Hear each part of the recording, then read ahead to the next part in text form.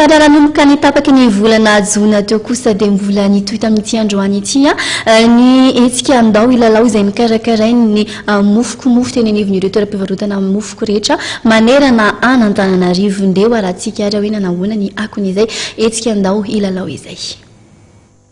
Fanomezana manodidina ny 500,000 nefa nozarain'ny mofoko ho an'ireo mpanjifa nividy vokatra manodidina ny 3,000 ariary eny amin'ireo toeram-pivarotana mofoko manerana Antananarivo nandritra ilay hetsika andao ilalao izay nanomboka ny 14 jona lasa teo.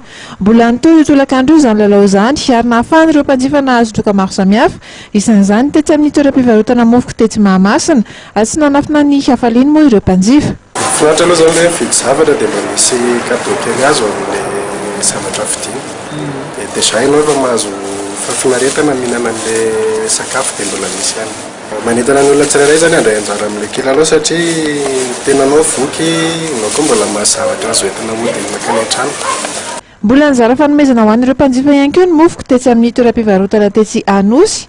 Mampazoto aloha dia mampirisika mihitsy vidy foana. Tokony hotizana ve izy ity na fizerinao anazy? Fa atao tsara ngeza be ny loha.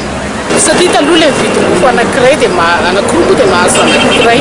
Mbola mitoetra amin'ny 9 jona ny fizarana fanomezana ho an'ireo mpanjifa ny mofoko.